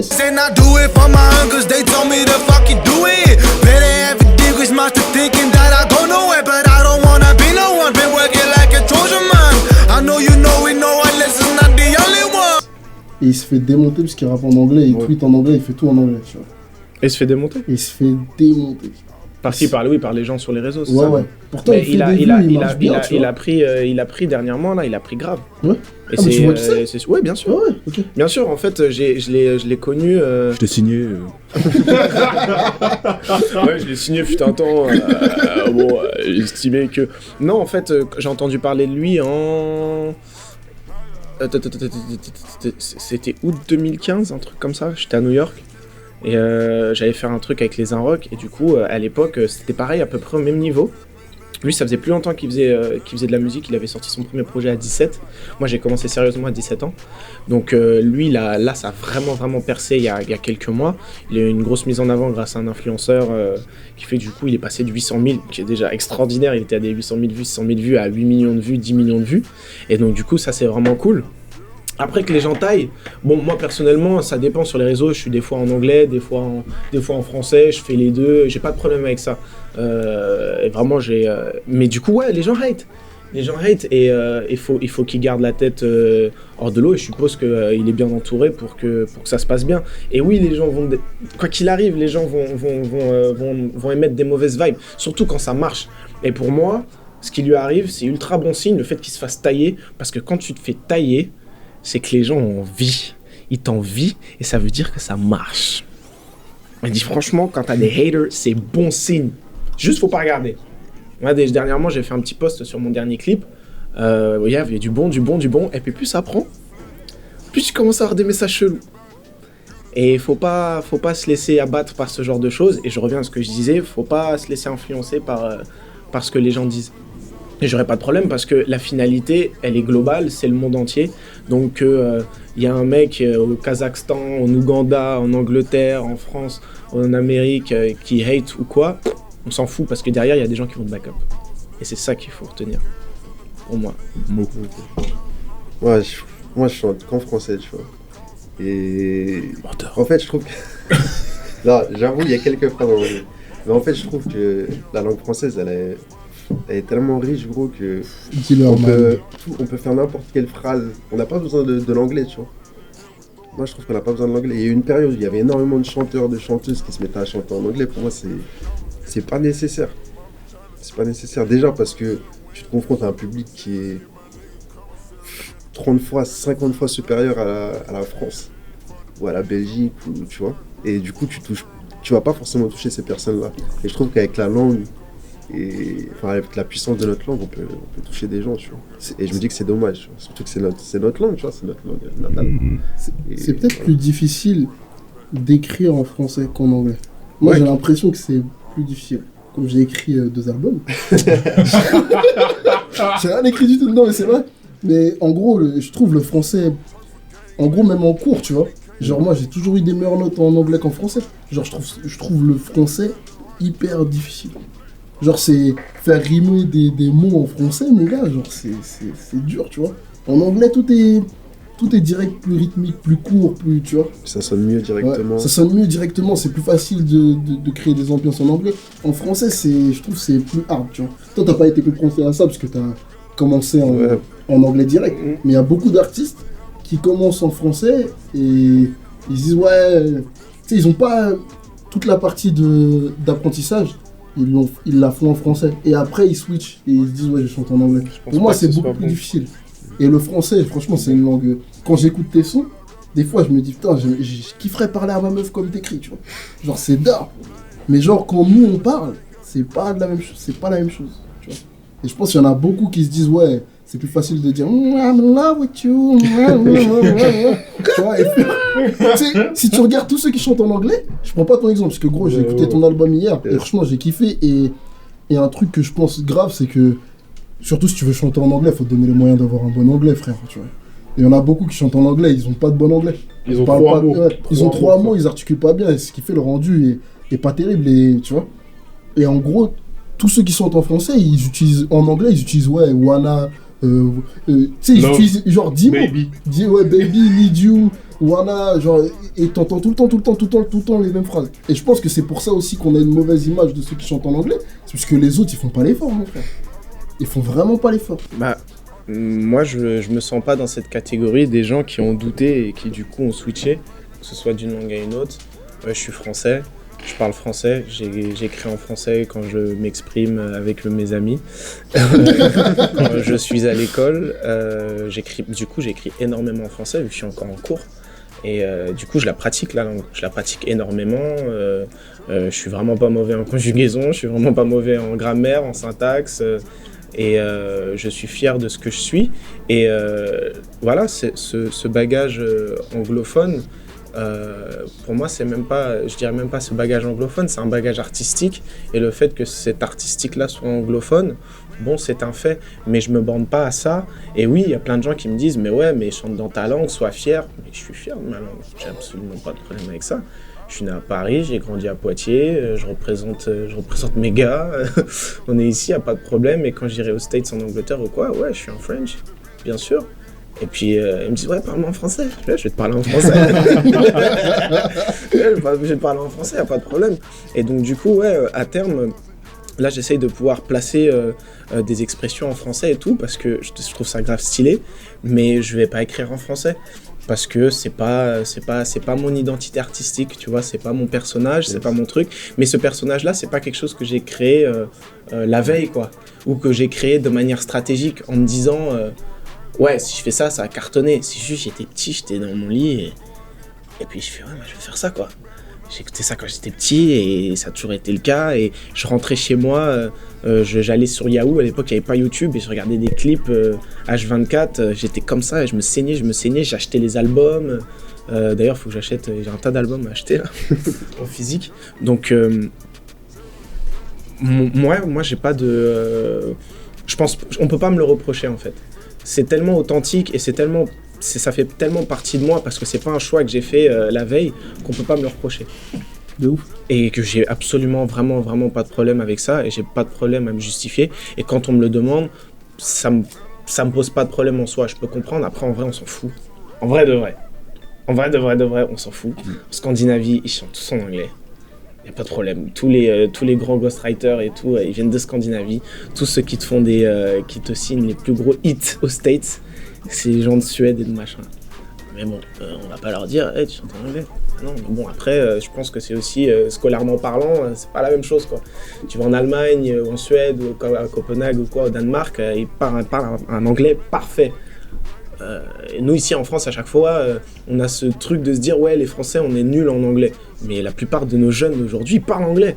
Ils comprennent les paroles, ils parlent, il n'y a absolument pas de problème avec ça. Donc, ouais, non, je pense pas qu'on perd notre particularité française, notre origine. Moi, je me sens comme un enfant de la globalisation. Je kiffe les mangas. Je kiffe aller au bled. Je kiffe la musique anglo-saxonne, bien évidemment. Mais quand je dis anglo-saxonne, c'est pas que les quinries. Je suis pas comme ça devant les quinries. Je kiffe la musique anglaise. Et quel autre exemple? Des artistes d'autres origines, par-ci, par-là. Voilà. On est connecté de partout. Donc du coup, le truc de t'es pas quinri, fais pas de rap quinri. Ou quand tu me dis tu fais du rap US, je fais pas du rap US, je fais de la musique, gros. Je fais du rap, il y a des morceaux rappés, il y a des morceaux chantés, je fais pas du rap US. Après voilà, pour rentrer dans les cases, ils disent ça, moi je relève pas. Mais si on veut rentrer dans le débat, non, je fais pas ça. Je fais, bien sûr, j'ai été influencé par le rap US, je vais pas du tout cracher là-dessus, c'est la vérité vraie, ancrée dans le sol. Mais je fais pas du rap US, je fais du peur, je fais de la zik. Lourd. C'est où ton bled? Je suis béninois. Béninois, ok. Ça va? Ouais. Ouais, mec. On parle souvent avec Francis, parce que là, il va commencer à faire des scènes. Et du coup, on en parle, il est dans il est dans cette étape de préparation à la scène, tu vois. Du coup, on parle souvent de la scène, et toi, t'as 2 projets dehors, et j'ai l'impression que t'as fait 1 million de concerts. Là, j'ai compté depuis janvier, t'en as fait 17, 16. En tout, j'en ai fait depuis 2015, juin 2015, j'en ai fait plus de 66. Ouais, c'est un truc de ouf. Ouais. Pour un début, c'est assez énorme. C'est stylé de ouf. T'es en cours en communication, marketing? Oui, je suis en marketing, ma marketing, j'ai fini là. M2 plus tard. En faisant des recherches et tout, j'avais un peu quand même l'impression que genre, tout était... Genre, il y a 0 place à la déconne, tu vois. Genre, il n'y a pas d'erreur, il n'y a pas de... Tous les interviews, genre, les réponses sont presque toujours les mêmes, toujours bien structurées. Genre là, t'as 2 projets dehors, t'as 77, mon gars, depuis un an, il y a des mecs qui ont 60 mixtapes, ils ont fait une salle des fêtes à Montbéliard, tu vois. Comment ça arrive? Comment c'est possible? Et genre, est-ce que c'est pas compliqué d'arriver sur scène et de défendre un truc que les gens ne connaissent pas toujours?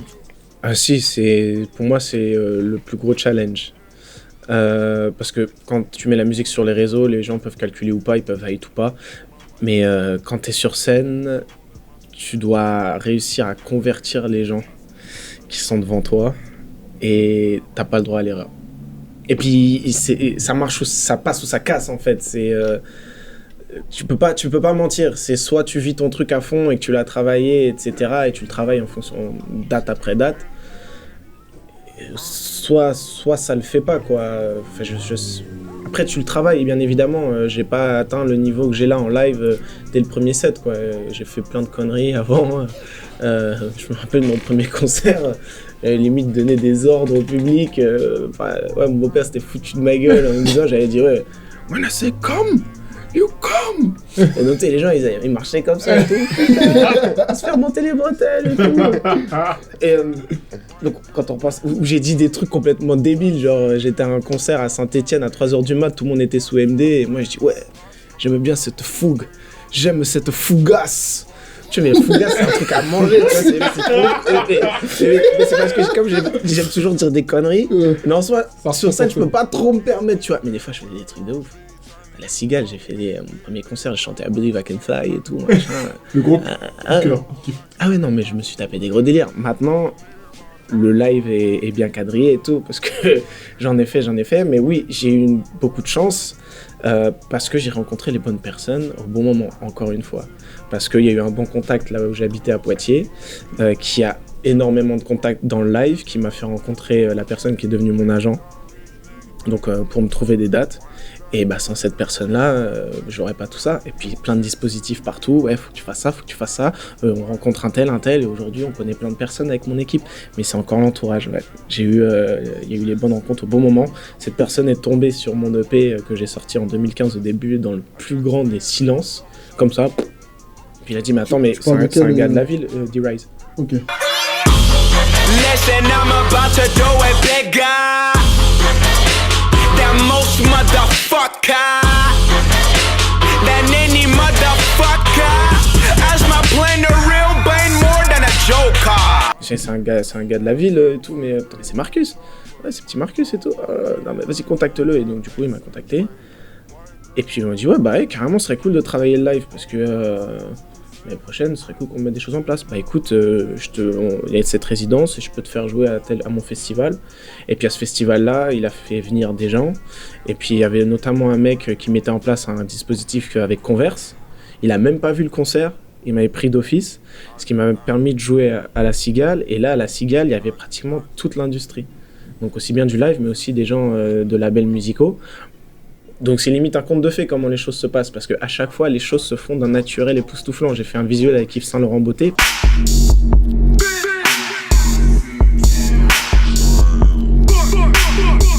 I'm a lyric.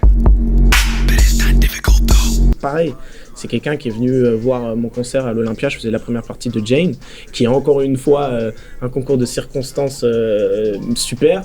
Et donc cette personne a vu, et puis il y avait un projet, un appel d'offres émis de la part de Yves Saint Laurent.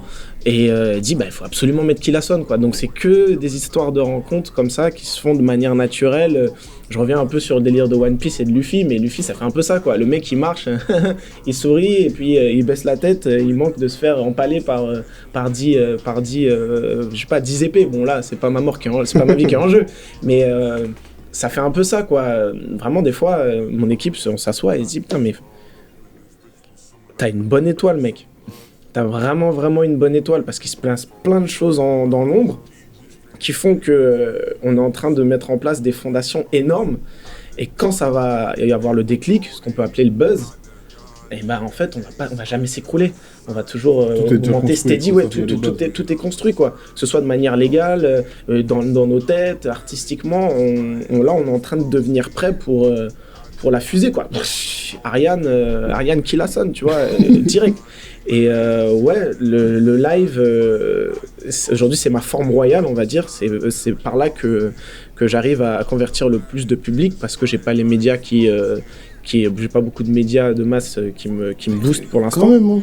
Non, de médias de masse. C'est pour ça que j'ai corrigé. J'ai dit j'ai pas beaucoup de médias, et dans ma tête j'ai dit non, ce n'est pas bien, Marcus. Il faut corriger. De gros médias, parce que pour que tu passes un next step, il te faut genre, je sais pas, une télé sur tel truc, ou tu passes sur telle radio, et ça, pour avoir ça, là, faut y aller. Là, c'est encore le réseau, mais c'est le réseau plus dur. Ou faut devenir inévitable, quoi, en faisant des 100 millions de vues, des machins et tout. Mais pour ça, c'est faire ce que je fais, c'est charbonner. Mon Facebook, je l'alimente tous les jours. L'algorithme fait que plus tu postes, plus il expose tes posts à tes likes, parce que t'as beau avoir 5000 likes, t'en auras que 200 qui verront ta publication. Il faut que tu sponsorises. Et encore, il faut que tu sponsorises bien. C'est complexe. Et donc du coup, quand j'arrive à des fois j'étais à 15 likes, machin, alors que j'étais à 6000 likes, je faisais mais c'est quoi ce business, quoi? C'est quoi ce bin? C'est relou. J'ai personne d'autre qui peut me relayer en soi. C'est quoi le business? Donc tu finis par voir qu'est-ce qui fonctionne bien. Ah ouais, quand je mets des vidéos de danse, ça le fait. Quand je mets des vidéos de live, ça le fait. Quand il y a des grosses OP, ça le fait aussi. Et donc du coup là, à chaque fois, ça se passe bien. J'ai fait un spot sponsorisé qui marche super bien. La page a passé 10 000 et tout. Les choses sont sur vraiment le bon chemin, quoi.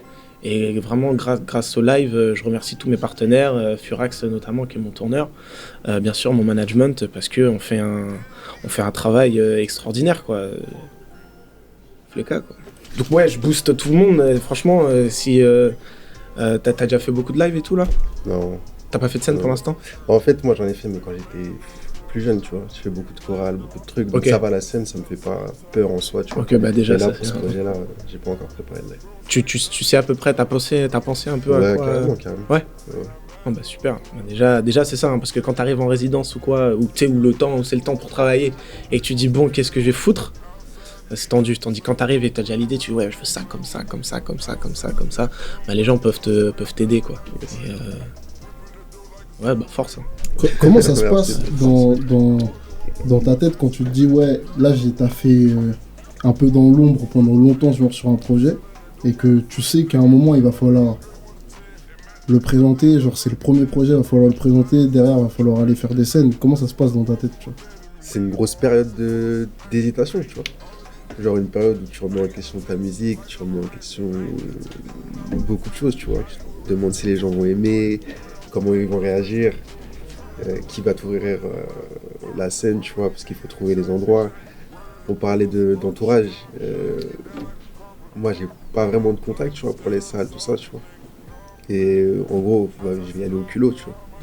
Et voilà, tu te remets en question. Mais après, si t'as confiance en ton projet, t'as confiance en ce que tu fais, bah, tu le fais. Et tu verras. Est-ce que tu peux expliquer comment ça s'est passé le tournage du clip? Parce que Elisa nous a raconté vite fait, après je sais pas si tu peux en parler de d'où sort la voiture, comment vous avez fait votre truc. Comment vous avez fait le clip? Le clip est réalisé par Lenny Grossman, qui est un jeune réalisateur de 21 ans, donc c'est la même génération. Watch long in my head. All I want is I need lead. Enemies on my way. Nevertheless, I'm short in the enemies. They trap people like me. People trying to make something out of Vegas time. Ça s'est fait très vite. En fait, il m'a contacté parce qu'il voulait absolument bosser avec moi. Il m'a dit j'ai une boîte de prod qui s'appelle Dissidence qui est grave chaud pour bosser avec toi. Ok, on s'est vu. On s'est dit on a besoin de thunes. J'ai fait ok. J'ai contacté, j'ai fait tourner mes contacts. Et j'ai réussi en moins de 2 semaines à trouver la thune. Et on est parti 2 semaines après à Tenerife aux îles Canaries. Là-bas on a loué une Jeep. Et on a pris du papier adhésif pour livre qu'on a mis sur la caisse. Et moi j'ai tagué sur la caisse. Et du coup c'était une location. Ouais. Okay. Et on l'a rendu impeccable. T'as envoyé, t'as montré le clip à la société de location. Jamais. Jamais. On avait chaud et tout. Non mais c'était une expérience de ouf. C'était ultra speed et tout. Au début, c'était avec c'était censé être avec du papier alimentaire, du filet alimentaire. Et sauf qu'en Espagne, il est pas adhésif. Okay. Et avec le vent, ça partait. On a commencé à flipper. On a loué une Jeep pour rien et tout, machin, ça a pas marché. Et c'était un des plans principaux du clip, tu vois. Et donc, on est retourné avec la Jeep, avec l'assistant réel et tout, dédicace marin. Et tout. On fait le tour des vieux magasins. On a fini par aller dans un chinois de Tenerife et tout, et puis on a acheté là du coup le truc de livres là, et puis ça a fonctionné. Mais c'était que des trucs comme ça à Tenerife, c'était juste ouf, et superbe expérience, on est super content du résultat. Il passe sur O5 maintenant, donc c'est super cool, et il fait ses vues, les gens le kiffent, non c'est nice. Et puis le prochain clip sera dans une toute autre veine, et j'ai bien hâte de le présenter aussi au monde entier. Mané. Les mecs, qu'est-ce qu'on peut vous souhaiter pour la suite? Où est-ce qu'on peut vous retrouver? Faites vos promos. Qu'est-ce qui se passe? Kilasson, il va nous citer, il va sortir un dépliant de 26 pages avec ses dates de concert jusqu'à la fin de l'année. Je serai à Montpellier le 24, je serai à Paris le... La prochaine date, c'est le 1er septembre à Montréal pour le MEG. Ensuite, c'est le 8 septembre du côté de Poitiers au festival Why Not.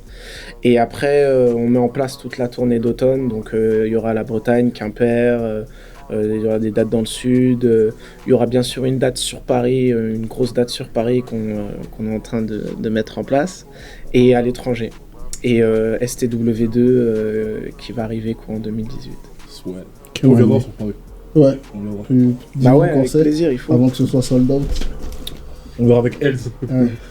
Bah ouais, avec plaisir, venez dire avec les mecs. Mané. Bueno. Yes, Donne des exclus un peu. Donc ouais, en septembre, il y a l'album que j'ai enregistré à Grandeville. Il y a 2 clips en indé qui arrivent aussi. Il y a un clip qui arrive avec War Pictures, shout out à eux d'ailleurs. Et il y a aussi les remixes que je vais réadapter. En fait, je vais essayer de montrer vraiment chaque étape de création, tu vois. Quand je fais une instru ou quand je fais un son, et partager ça avec les gens et avoir leur retour, tu vois. Et voilà, c'est tout pour moi. Sinon, vous pouvez me retrouver sur Insta, Monroe je suis, sur Twitter, je suis Monroe, sur Facebook, je suis Monroe. Et voilà, n'hésitez pas à m'envoyer des petits messages, ça fait plaisir. Bang, bang. Ah ouais, j'ai oublié tous les réseaux et tout là. Ouais, on va te afficher. Qui la sonne partout. Et j'ai un nouveau clip qui sort en septembre aussi. Peut-être Camino Club, on vous souhaite que du monde. On vous souhaite que du monde. J'espère que le million de vues sera là, que le million d'euros aussi sera là. Pour les premiers, on sera là, ouais. Et on espère vous revoir. On espère vous revoir au sommet. Ok. Force à vous, Méné. Merci pour l'invite. Tous ceux qui voulaient un Camino Club Music, c'est le premier. Et merci pour les commentaires, merci pour la force. Shout out Kono Amaru Mané. Tous les commentaires, ça fait grave plaisir. Jérémy Lahem, Mané, on a vu ton message. Du coup, voilà le Camino Club Music. Il y en aura d'autres avec d'autres invités. Ce que tu nous as demandé, ça arrive sûrement en septembre. Voilà, force à vous, Méné. Merci pour la force, ça fait toujours plaisir. On répond toujours à tous les commentaires, on note tout ce que vous dites. D'ailleurs, on a mis en place un questionnaire. Ouais, de ouf. Je sais pas si on va le remettre sur la vidéo. Ouais, on va le remettre. Continuez à partager, à donner vos réponses, on note tout. Putain, c'est ouf, toutes les réponses qu'on a eues. En fait, dans le dernier Camino Club, j'ai un peu fait le rageux. Pourquoi ? Parce que je disais, que qu'en gros, on donnait pas assez d'amour aux gens qui lancent des projets. Et en fait, on reçoit grave du love, et c'est ouf. C'est lourd. C'est ouf. Quand on a vu toutes les participations au truc, là, je bosse de ouf sur l'appli, et j'espère que ça va vous plaire, ça. Les chaînes ne dorment plus. Vas-y, Méné, force à vous, c'était le Camino Club. Si vous pensez qu'on doit percer, likez la vidéo, partagez la vidéo, Méné. Et on va peut-être sortir une série qui va s'appeler On va bientôt percer. On travaille dessus. Méné, il y a un truc vlog et tout ça, on vous montrera genre comment ça se passe vraiment chez Camino. Et voilà. Et merci pour la force. Et en vrai, il se passe des vrais trucs en ce moment. On espère pouvoir vous en parler bientôt. Donc voilà, force à vous, Méné. Longue vie. Elske, Smo, Méné, Brahima, Mike, Landré dans la salle. Bisous tout le monde, swag. Rentrez bien. Flicker. Let's pop us a bottle, these niggas who bogus. Let's pour up a paint, I'ma fuck around, faint like I'm Kid Cudi, probably. I fuck around, faint, I'ma fall on a drink. Rockin' tongue for it, poppin' Molly. Married to this motherfucking money. Hold me crazy, hold me crazy.